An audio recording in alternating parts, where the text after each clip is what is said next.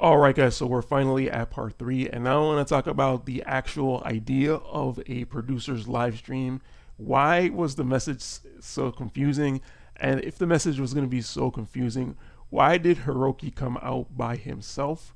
No Justin, no translator. Well, the translator was off the screen, and I'm not even sure if that was entirely a translator, more so as somebody reading from a translated script. Now, obviously, most of these are scripted anyway, but I feel like the guy wasn't necessarily a translator.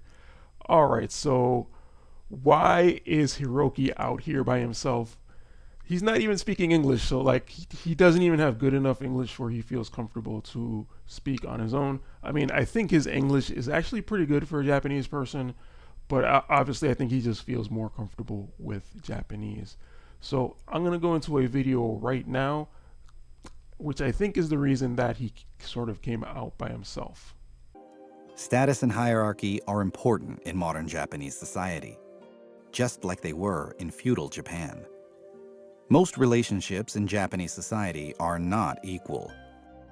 One person's position is higher than the other's. Position is determined by place within a family and organization, as well as job, age, and experience. Japanese company workers respect their managers. Students respect their teachers. Families respect their elders. Sporting teams respect their coaches. And Japanese people respect the emperor and the imperial family. Okay, guys, so Japanese society is a society where hierarchy is very important.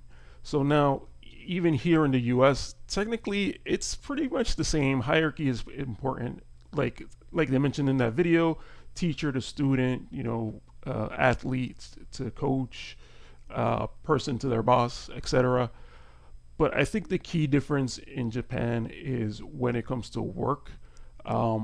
When you're dealing with like the boss and that hierarchy at work, it's a lot more difficult. And from what I hear in Japanese like meetings, like business meetings, it's really really hard for like a lower employee to suggest anything to the boss because it's usually his idea trumps any other idea. So for example, the Addison Ray collab, that was probably Hiroki's idea. I think it was successful in FFBE. I don't really know when it comes to Katy Perry and Ariana Grande. So he probably just felt like, oh, maybe we should get another celebrity on here to kind of just have a collaboration with. I'm not going to speculate on how successful that was, but that's sort of maybe an example of what might have been Hiroki's idea, and he just probably just ran with it because he thought it would be a good idea. So yeah, the whole hierarchy thing is, I think that's the reason why he came out by himself, and I think there's actually a couple of other reasons. So he's obviously the producer of the game, which I assume is the highest up. And if you think about it, when do you ever see like this the CEO of or the producer of anything of an American company being the one that's doing an announcement like this? And even if you do sometimes see the CEO or the highest guy up, like for example, you see Steve Jobs. You used to see Steve Jobs giving the presentation. He was actually good at doing the presentation, so that was the reason. You see like E3, a lot of the higher ups come out for this. First of all, it's like a more of a business thing, but they're actually pretty good at giving the presentation. In this case, where he's presenting to an audience that speaks a different language, I'm not sure if he's entirely the best guy for the job. Granted, he did have a translator, and I think that's fine and everything. You see this back in the day on Nintendo Direct when it was Iwata. Iwata used to give the presentations, and I think he speaks a lot better English than Hiroki, and he used to do a really good job on that. And in the old Pokemon Directs, I took a look at the most recent one, and you didn't really see the main guy. You saw one of the main guys, but I remember a lot before that you used to always see that same guy. He gets translated and everything. But I don't think a Pokemon announcement or a Nintendo Direct is as important as this announcement was contextually to the audience that they're speaking to. So why is it that he didn't come out with Justin, or why didn't they do a better job with the translator? Okay, so obviously he's the highest up, so that's the hierarchy thing. But I think in Japan, since this is such a serious announcement, he would be the one to have the burden of holding the weight of the announcement. I think that's probably the major reason why it's him. And he's probably the only one who can maintain a positive attitude while delivering the news. And, I'm sure Justin could maintain a positive attitude, but I'm talking about like that positive Japanese, like customer service type of attitude that I sort of mentioned before in the other parts of this video. So I think that's the honest reason why he came out, and it was only him by himself. We did have the translator in the background, but it was kind of just on him to kind of do this whole thing. So yeah, I think that was part of the issue with the communication.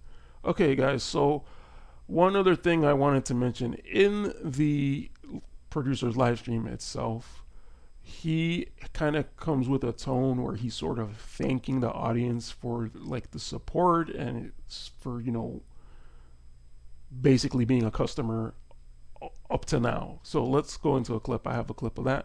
本当にいつもありがとうございます。 And of course, War of the Visions Final Fantasy Brave Exvius would never have gotten to the point it is at right now without the steadfast support of you, all of our players.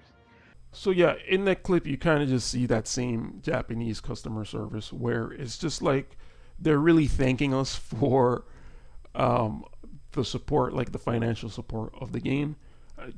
It's like one sentence. Maybe there was a whole nother sentence too, but he's just making sure to thank the people, like the paying customers. And I kind of just see that as more of a asking again to kind of continue supporting. He doesn't necessarily say that.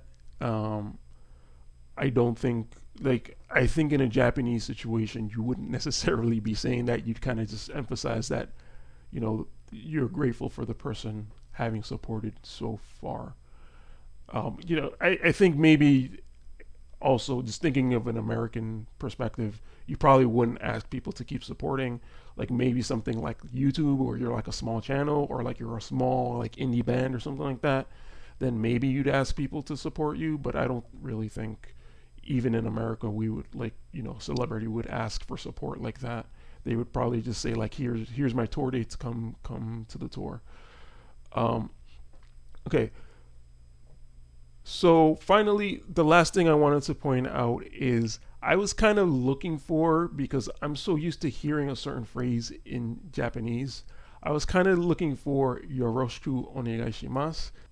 Now this is a word that can have different meanings, and I think it was used properly in this context once I did find it, but I feel like the message wasn't conveyed the same way that it would be conveyed in Japanese.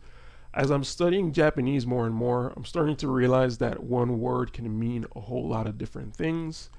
For example, like we might say, I was watching an anime and they said the word for boring. Like boring means a very specific thing, but it can also mean like simple, ordinary, something like that, right? So in the sense, it's the same kind of meaning, but like you wouldn't really use boring, oh, this is a boring game, this is a simple game. You wouldn't really say something like that. So I'm kind of realizing that Japanese, when it comes to certain words or certain phrases, they can have multiple meanings depending on the context. And this is kind of going back to the whole being able to read the air and sort of being able to understand what the person is saying within the context of what he's saying. So there was this last part in the video which kind of, I kind of felt like it wasn't fully perfectly translated. It was okay of a translation, and this is why I feel like the guy wasn't necessarily translating. Let's just jump into the video real quick, the clip. はい。ぜひね、これからも引き続きファイナルファンタジー、ワーオブザビジョンズ、ファイナルファンタジーブレイブエクスビアス、よろしくお願いします。And I hope you continue to play and enjoy War of the Visions Final Fantasy Brave Exvius. Thank you for watching. Bye bye.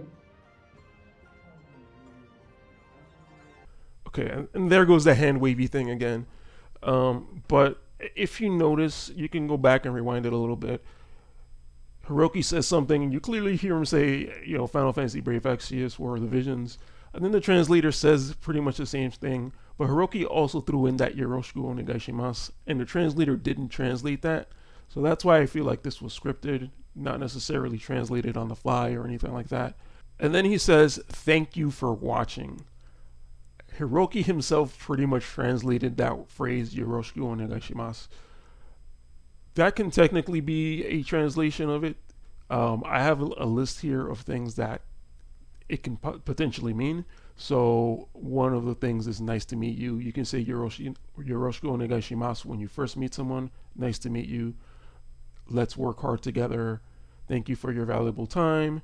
Please be generous and overlook any problems. So Yoroshiku Onegaishimasu kind of means all of that together. So technically when you meet someone, you say nice to meet you in Japanese, you're kind of saying please be generous and overlook any problems. So you're kind of just saying like, all of these phrases together. It's like when you're meeting someone for the first time, let's work hard together. Please be generous. And so it's kind of like saying like, we're going to be working together. So we don't really know each other that well, but let's kind of be a little bit lenient with each other as we get to know each other. So that's why it can have those kind of meanings, right? Okay, so contextually, the whole announcement, which one of these meanings stands out the most to you guys? I think to me is please be generous and overlook any problems. So I kind of feel like he's asking us to be considerate of what's happening. Like we're trying to merge all this stuff together. We're trying to give you some stuff, but it's probably going to be a little bit rough. So please be generous and overlook any problems. I think that's kind of what he's saying there. The site where I was kind of looking up all these different meanings, I kind of already knew some of them, but I also found another meaning, and I thought it was pretty funny. I guess the context of this is like maybe a musical artist will say this, and their example here is the new single will go on sale July 7th. Everyone, Yoroshiku Onegaishimasu. And then here it kind of says, this second part of the explanation here. Furthermore, a clear implication of purchase the single, please, can be seen in the example of the commercial. So essentially, think of an artist saying, please purchase the single in these concatenated words, right? The artist could technically say, thank you for your time after a whole little announcement or whatever, but it's kind of weird. So like the other phrase, the other translation here that they have is next you have to do something. So it's almost like implied in the Japanese meaning of a word that you're kind of saying like, hey, I need your help. Hey, please do this for me. Hey, please give us your money or whatever. Please, continue to give us your money or continue to support us with your money, essentially. I think sort of putting together all this information, they weren't necessarily say, oh, we're going to give you all these goodies to make up for what's happening. I think they were more saying like, yeah, there's going to be some difficult changes, so please continue to support us if you can. I'm not even sure if the if you can is implied or anything, but I kind of feel like that's what they are saying. All right, so I'm not sure how great of a job I did with this. I don't think I'm really super qualified to make this type of video, but I feel like I'm the only one that has done it, so I might as well just kind of do it. I hope with all that I've said and sort of all the information I brought up and all the clips and everything that you can sort of start to understand how Japanese culture sort of works. I'm not saying that I fully understand it completely. That is definitely something that I had a lot of issue with while I was there in Japan. So I really don't blame anyone for not understanding this because I still don't really fully understand this. But I do kind of see this stuff exists, and I do try to just really think of it through that lens. Now, I know that it's a shady, like, gotcha game company that we're dealing with here, so I don't want to take any of that away, but just remember that we're kind of dealing with Japanese culture on top of that, so it can become a lot murkier. And I don't mean murky in a bad way, I just mean it's just like really blurry exactly what they're trying to say. And they're kind of just expecting us to really understand, but like I'm not even sure if anyone really, like on the translation team, any of the English side, I don't really know if anybody really understands that there's this cultural difference going on between, you know, Japanese people and the rest of the world. So I kind of just wanted to bring that up, and hopefully this has been somewhat useful, somewhat informative, and you know, at least maybe you can watch some of these other clips. I'm gonna link the full videos if you guys want to watch them. Watch these channels and watch these, you know, other videos. Just maybe you can get a little bit more understanding about the Japanese culture. I kind of know we all already like anime and video games and stuff. Might as well learn something about the Japanese culture. In any case, I'll catch you guys in the next one. Thank you guys for watching. Peace out.